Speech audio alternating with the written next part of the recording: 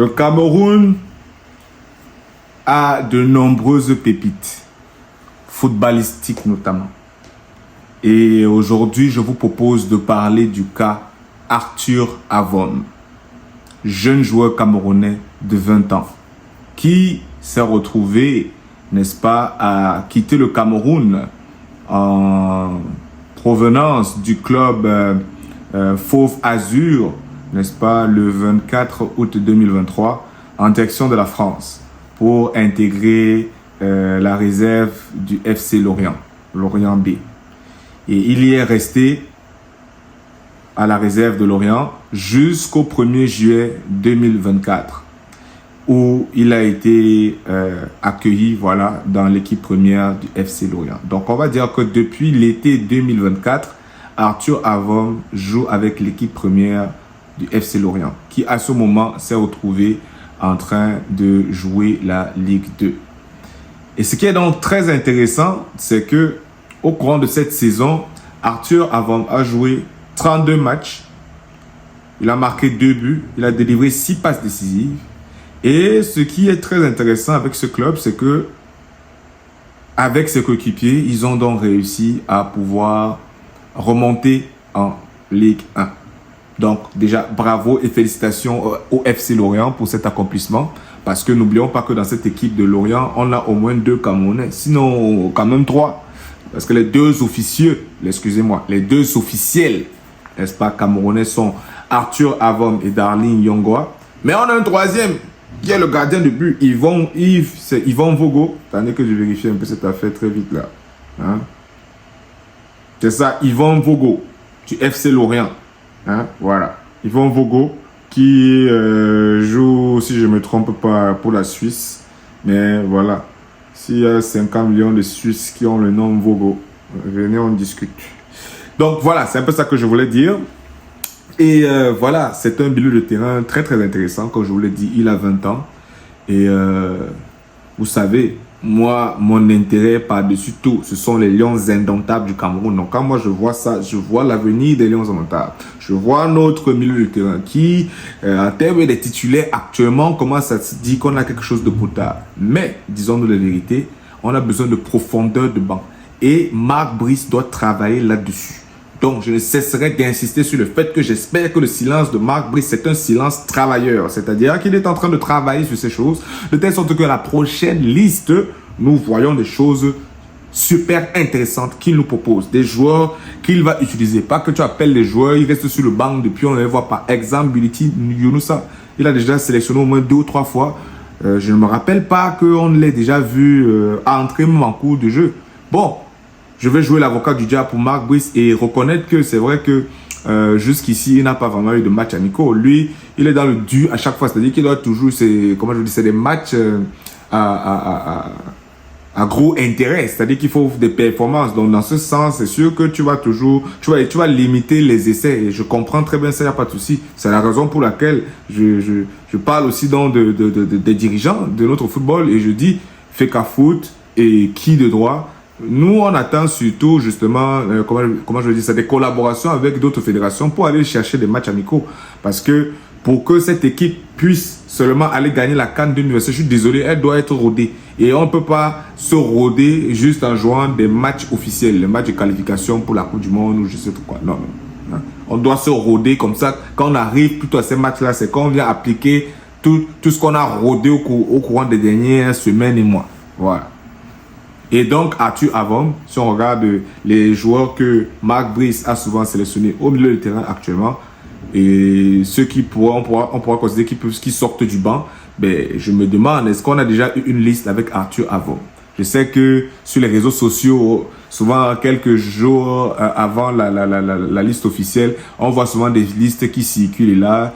Et c'est sûr qu'il y a souvent des personnes qui vont avoir le malin plaisir de mettre des noms de joueurs qu'ils souhaiteraient voir. Mais si on laisse cette liste, on reste sur la liste officielle. Moi, je me rappelle pas avoir déjà vu le nom de Arthur Avom dans une liste de Marc Brice.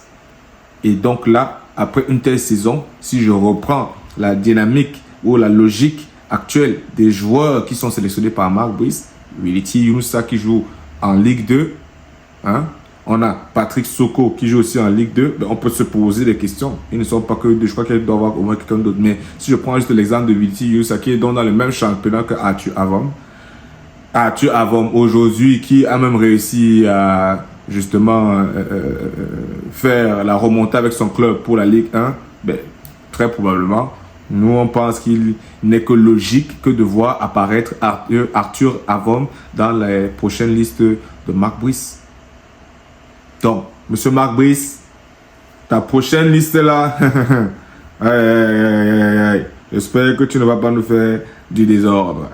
Et entre-temps, je suis donc tombé sur une publication d'une page Facebook sur Livon Les Lions qui nous dit ceci. Acteur majeur du retour de Lorient en Ligue 1, Arthur Avom est dans le viseur de 4 clubs de Première Ligue.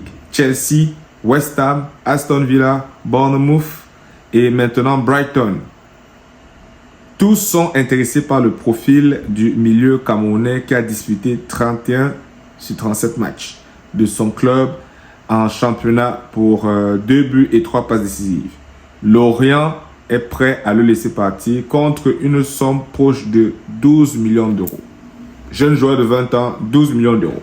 Franchement, je trouve que c'est un prix très intéressant. C'est un prix qui indique très bien la valeur que le club, ou du moins que le club considère que ce jeune joueur a. Parce que si on vend un jeune joueur, même si on a trouvé les sommes astronomiques qu'on entend là, mais actuellement, dans notre époque, jeune joueur de 20 ans, 12 millions d'euros, il faudra encore vérifier si derrière on ne va pas aller mettre les clauses de revente de patati patata. Écoutez, ça veut dire que le club considère que c'est un jeune joueur qui est véritablement prometteur. Et quand moi je regarde cette liste, quand moi je vois Brighton, je me dis, ça peut être très intéressant si Carlos Baleba reste à Brighton et que Arthur Avom débarque à Brighton, ça peut être très intéressant. Si les deux réussissent à s'imposer dans le milieu de terrain et deviennent les deux titulaires, est-ce que vous comprenez ce que ça signifie, les gars? Ça veut dire que là, on a une équipe du Cameroun encore plus dangereuse. Ça veut dire qu'on a une équipe du Cameroun où tu as 2 de tes joueurs qui jouent dans le même club et un club qui joue qui affronte parmi les meilleures équipes du monde et que les gars performent là, ça veut dire qu'il y a des automatismes dont l'équipe du Cameroun bénéficie d'une façon extraordinaire et très rapide. Donc si moi je regarde comme ça, oui, je vois les gros noms comme Chelsea, comme West Ham, comme Aston Villa, je dis oui, très très intéressant, mais je me dis que finalement dans l'équation que je viens de présenter par rapport à Brighton, ça peut être intéressant. Encore que peut-être que Brighton, justement, là dans le viseur, parce qu'on sait très bien que Carlos Baleba pourrait ne pas rester une saison de plus à Brighton, parce qu'il y a beaucoup de gros clubs qui sont en train de se positionner sur son cas.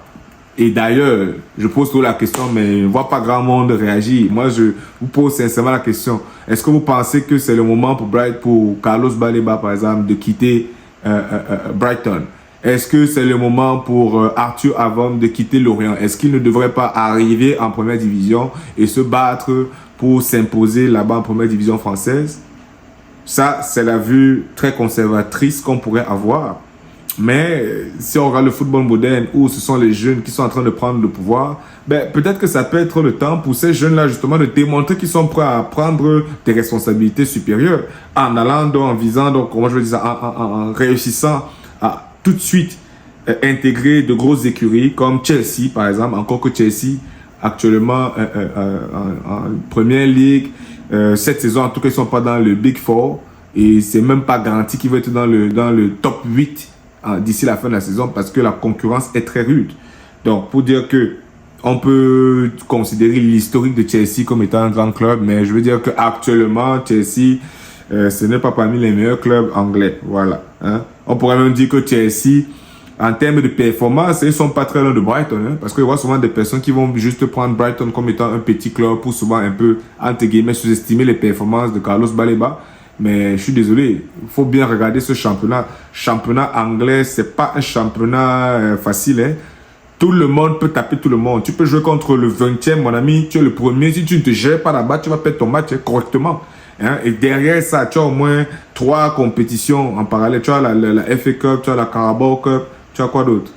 Bref, tu as au moins ces 2 compétitions-là. Ces 3 compétitions, voilà, qui sont quand même assez relevées. Donc, bref, pour dire que si on revient sur le cas Arthur Avom, On a donc 4 clubs qui seraient intéressés à s'attacher ces services. Et je ne sais pas quelle serait la meilleure destination d'après vous. Rester à Lorient ou partir dans l'un de ces 4 clubs. Et s'il part dans l'un de ces 4 clubs, lequel? Moi, je vous ai donné mes couleurs. Ça n'est pas que de moi le meilleur monde. Pour les Lions rentables, c'est qui débarque à Brighton, que Baleba reste encore là une saison et que les deux parviennent à jouer ensemble. Mais ça, c'est un monde quand même utopique, il faut se dire la vérité. Parce que comme je l'ai dit, Baleba risque de ne pas rester dans ce club d'ici la fin de la saison. Mais ce n'est pas mauvais aussi qu'il arrive là-bas parce que Brighton, c'est un club aussi qui, quand il met son intérêt sur un joueur, ben, ça veut dire que c'est franchement un joueur qui a un gros potentiel parce que comment je veux dire ça, ils sont réputés pour avoir des processus qui leur permettent justement d'avoir des données très concrètes sur les joueurs. Donc ça fait que quand ils vont chercher un joueur, c'est parce qu'ils ont des données concrètes qui leur permettent de constater que non, ça c'est une future petite pépite. Et pour ceux qui jouent un peu aux jeux vidéo, hein, par exemple FIFA 25 ou FC 25, si vous jouez, vous allez bien vous rendre compte. Vous prenez un peu l'équipe de Brighton, vous regardez tous les joueurs là, je vous dis que ce soit les joueurs qui sont en prêt actuellement ou les joueurs qui sont dans l'effectif actuel, en général, là, tous là sont jeunes et tous là ont un très fort potentiel de devenir des très grands demain. Donc, si Arthur Avom, encore une fois de plus, est dans le viseur d'un club comme Brighton seulement, sous cette logique, vous comprenez que c'est un jeune joueur qui a l'avenir devant lui et on va lui souhaiter d'arriver au très haut niveau parce que tout ça ne va que bénéficier au Cameroun et aux Lions indomptables. Donc, Brice, prochaine liste là. C'est vrai que tu as les gros chantiers en attaque, mais on sait aussi que tu as aussi des chantiers au milieu du terrain parce que nous avons pu constater que quand Baleba par exemple sort, ça devient compliqué. Hein, et tout ça là, c'est plus normal parce que s'il faut aller gagner la Coupe d'Afrique des Nations, on a besoin d'être une équipe beaucoup plus solide. Voilà. Et soudée. Donc, si ce n'est pas déjà fait, je te recommande donc de suivre cette vidéo dans laquelle je parle justement de Carlos Baleba et voilà, d'une de ses interviews qu'il a faites avec The Guardian et il nous parle un petit peu de lui et de son enfance. On se rejoint dans la prochaine vidéo.